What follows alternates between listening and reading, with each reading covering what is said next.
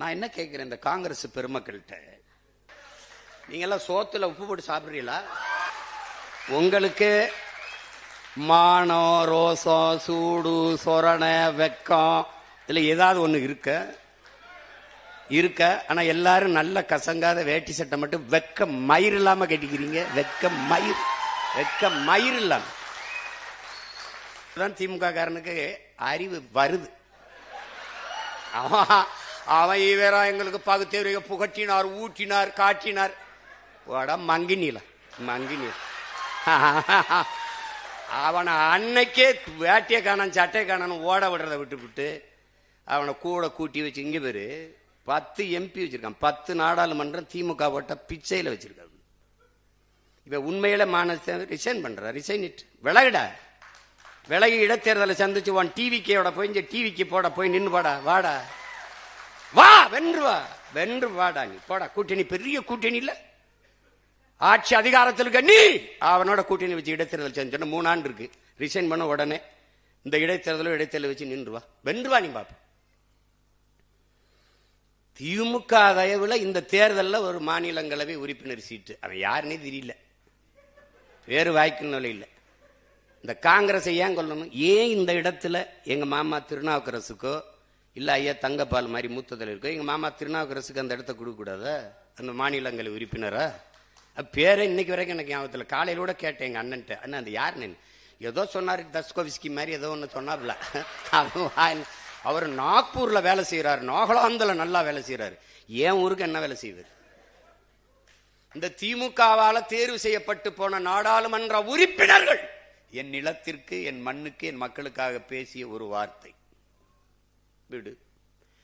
இந்த மாநிலங்களவை உறுப்பினராக சென்றவர் என் மண்ணுக்கு மக்களுக்குமாக என்ன பேசுவர்? இப்போது இந்த டிவிக்கு ஆட்சி இவர்களால் தேர்வு செய்யப்பட்டு இன்னைக்கு போயிருக்காரு ஒருவர் மாநிலங்களவை உறுப்பினர். இவர் மீதி இருக்கிற 2 ஆண்டுகளில் என்ன பேசுவார்? வாக்கு என்னது? என் மக்கள் இது எப்படி இருக்கு? இங்க பாருங்க, இந்த டிவிக்கு காங்கிரஸ் ஓட்டு இல்ல, இந்த காங்கிரஸ் வெல்வதற்கு டிவிக்கே ஓட்டு இல்ல. ஆனா தேர்தலுக்கு அப்புறம் 2 நல்ல ஓட்டு. எப்படி? 5 உறுப்பினர் வச்சா 2 அமைச்சர் வச்சிருக்கான். அதுல ஒரு மாநிலங்களவை வாங்கிட்டு போறார்.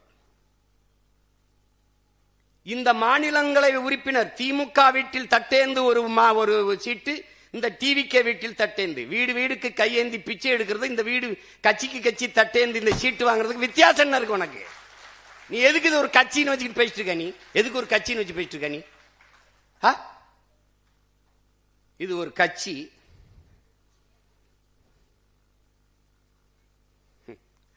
இப்பதான் தெரியும் திமுகவுக்கு. அப்பவே ஒருத்தன் சொன்னானையா, கேட்கலையே. இப்போ போறவர்கள் பதவிக்காக போவார்கள், வேற எதுக்கு? மக்கள் உதவிக்காக போவார்கள். அவ்வளவு மகான்களா, புற மகாத்மாக்களா? விலகு. எங்க ஊர்ல ஒரு மகான் வென்றிருக்காப்ல, ஐயா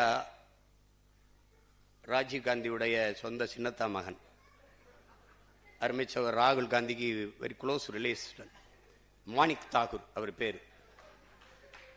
அவரு தம்பி உதயநிதி கிட்ட கேள்வி கேட்கிறாப்ல, தமிழக முதலமைச்சர் மேகதாது அணைக்காக மோடி அவர்கள் பிரதமர் மோடிக்கு கடிதம் எழுதியிருக்கிறார், நீங்கள் ஏன் சைலண்ட் மோடுக்கு போனீர்கள்? இப்ப இது உதயநிதி நாடு ஒண்ணு மட்டும் இல்ல, இது ஏன் நாடு, இது என் உரிமை. மேகதாதில் அணை கட்டியே தீர்வேன் என்று சொல்பவன் எவன்? அவன் யாரு? காங்கிரஸா இல்ல வேற கட்சியா? அவன் யாரு? இவங்கள மாதிரி ஒரு கேடு கட்டம் இருந்த சிவகுமார் முதலமைச்சர் இருக்கார். அவரு விஜய் வெரி இம்மெச்சூர்டு பாலிட்டிஷியன். அவன் சொல்லியிருக்கான் இம்மெச்சூர்டு பாலிட்டிஷியன். அவர் சொல்றாரு இம்மெச்சூர்டு பாலிட்டிஷியன், அது தமிழ்நாடு டிஎன்சி, அதை தமிழ்நாடு காங்கிரஸ் அவரோட கூட்டணி வைக்கும், அகில இந்திய காங்கிரஸ் திமுகவோட தான் இருக்கும்னு. என்னடா கட்சி இது? என்னடா கட்சி? அவர் ஒண்ணு பேசியிருக்காருல்ல, பேசிட்டு போறாப்ல. தங்கச்சி சோதிமணி ஒரு கட்சி வச்சிருக்கு, இவங்க ஒரு கட்சி வச்சிருக்காங்க, எங்க ஐயா சிதம்பரமா ஒரு மகன் ஒரு கட்சி வச்சிருக்காங்க.